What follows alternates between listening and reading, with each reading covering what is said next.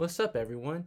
It's Nick, and after a few days of taking a break, I'm back with another video, and you see the title right here. Congratulations to the Los Angeles Dodgers. And yes, this championship is very much legit. I will get into that later.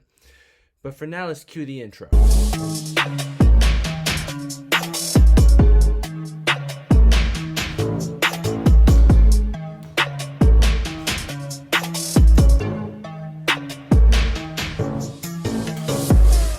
So for the first time since 1988, the Los Angeles Dodgers have won the World Series. And the Lakers actually won the finals that year too. It was the last year the Lakers won in the Showtime era. And to this day, the Lakers and Dodgers are still the only NBA and MLB teams in the same city to win a championship in the same year. Pretty fascinating, isn't it? And to do it in a year like this, oh, it's gotta be heavenly for LA right now. And I have my Kobe jersey right there because 2 for Kobe. Takes 2 to make the things go right, like Rob Bass and DJ Easy Rock, right? So Corey Seager, World Series MVP.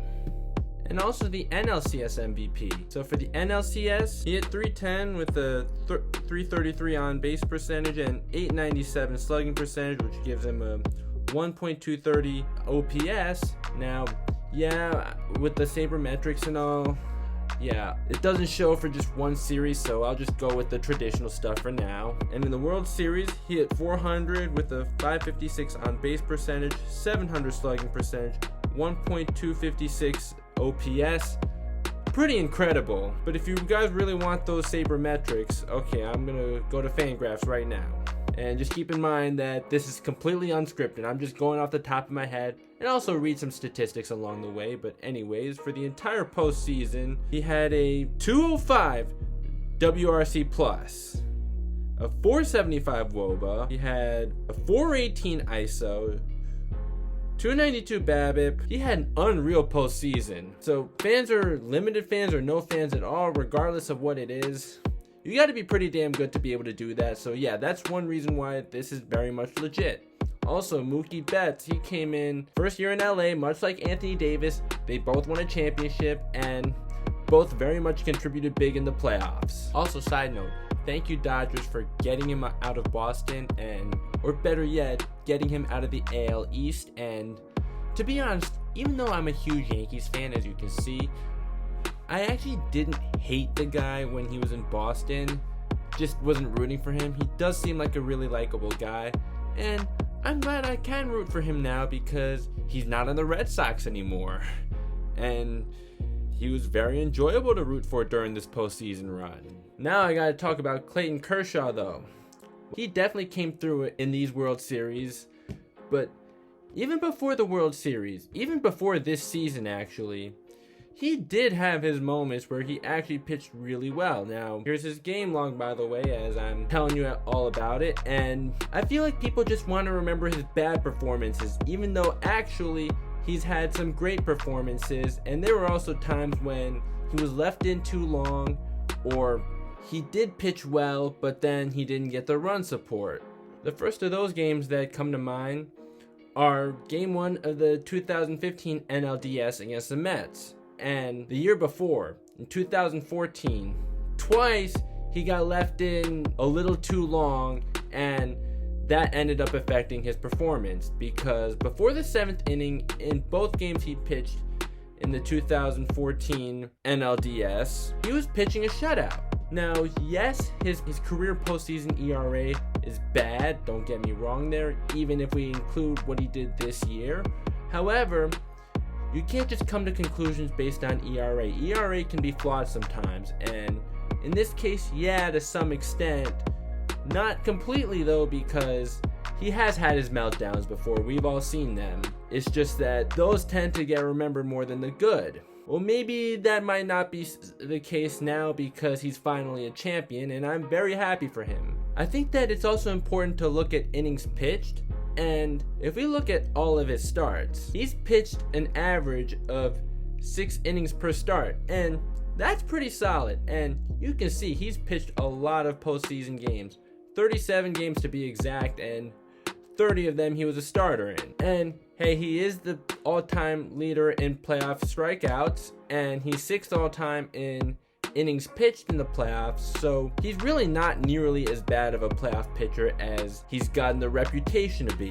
And this year, especially in the World Series, he definitely thrived in the playoffs, and I'm very happy for him. So good job, Clayton Kershaw. And after a really tough loss in Game 4, it was an exciting game, but yeah, it was just not the result that the Dodger fans or the Dodgers would have liked, and people who aren't actually Dodgers fans but were pulling for the Dodgers like myself would have liked either. But that wasn't completely Kenley Jansen's fault. If Chris Taylor fielded that cleanly, Randy Arozarena likely wouldn't have even been sent home. But then that ghost tag by Will Smith, what was that? And also, although I don't think this would have made a huge difference, still, Kenley Jansen, you got to back up your catcher. But I don't think Will Smith would have reacted that fast anyways. But at least the Dodgers bounced back in the next 2 games. Clayton Kershaw pitching a gem in Game 6. Well, he went 5 2/3 innings only, but only 85 pitches and struck out 6 batters, which is more strikeouts than innings pitched, so hey, I'll definitely take that. And the Dodgers won, so it's good enough. And then in this game, Blake Snell, 5 1/3 innings, 9 strikeouts. I don't get why Kevin Cash pulled him. I mean, yeah, I know it was an analytical thing, but you cannot rely that heavily on analytics in the playoffs. Sure, you can in a long regular season, but not in the playoffs, especially in the World Series. And it came back to bite them. Now, yes, Nick Anderson is a really good reliever. However, Blake Snell was dealing, and he didn't even throw 80 pitches, right? So you gotta let him keep going. He definitely should have been pitching longer than he actually did. However, I don't think that was the only reason the Rays lost, because they didn't really get much run support anyways. Regardless of that move, which was very unlike Kevin Cash, as much as I hate the guy, I still think he is a very good manager. Just that was really boneheaded. But still, I don't think that the Rays would have scored anyways regardless. And outside of Randy Arozarena and Kevin Kiermaier, throughout the World Series, they weren't really getting any consistent offense anyways. Now, the whole Justin Turner thing, he gets a positive COVID test during Game 6, gets pulled, but then he's back on the field, celebrating with the team, kissing his girl. I'm not sure if he's married or if that's his girlfriend. I'm not going to bother to look that up right now, but you can tell me in the comments. But after he tests positive for COVID, he's back on the field celebrating? Does that... Even if you don't like baseball, something's very fishy about that, isn't it? But hey, luckily they didn't need a Game 7, because if they did need a Game 7, that would have been quite a disaster. But anyways, I'm going to talk about why this championship is actually legit. First of all, the Dodgers just simply outplayed the Rays, and regardless of what the circumstances are, you play who's in front of you. You can't control the situation.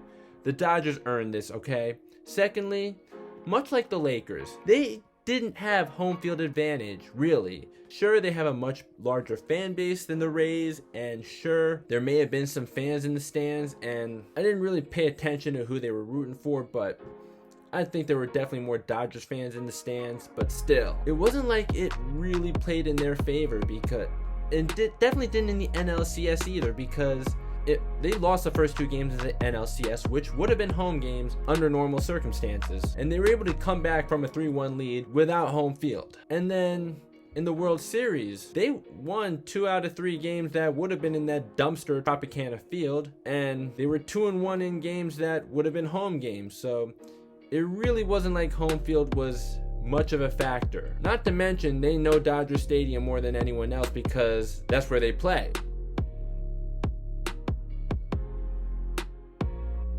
Also, because David Price opted out of this season, much like Avery Bradley with the Lakers, it's not a significant loss.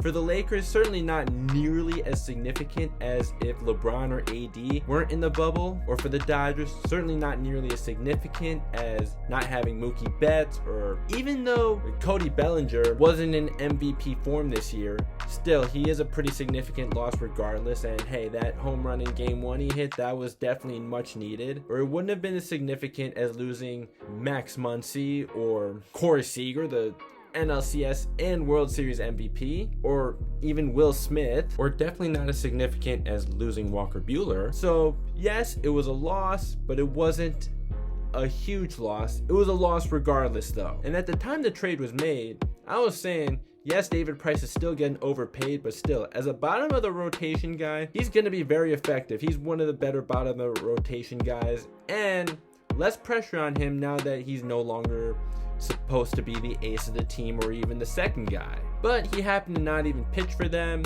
so yes, it's definitely still a loss for the Dodgers, just not something really that significant. Now, if a team like the Miami Marlins won the World Series this year, then I could definitely see an argument for having an asterisk for this year's World Series. However, it was a team that was favored to at least win the National League right from the get-go anyways, so it's definitely legit. And it's certainly more legit than the 2017 Astros or the 2018 Red Sox, those cheaters. As long as the Dodgers weren't cheating though, which I don't suspect that they were. And I certainly hope that they weren't, especially because I was rooting for them the whole way once the Yankees lost. So, if you're a Dodgers fan watching this, there's your ammunition for if anyone tries to tell you that this wasn't legitimate. And in my basketball video, I gave you the ammunition for the Lakers. I guess I kind of did here too. But yeah, both the Lakers and Dodgers championships were 100% legitimate, whether people like it or not. Now, that's the end of this video. I actually forgot to ask at the beginning if you can please like and subscribe and hit the notification bell button, but I'll do so now. And if you made it to the end, thank you so much, and I'll see you next time.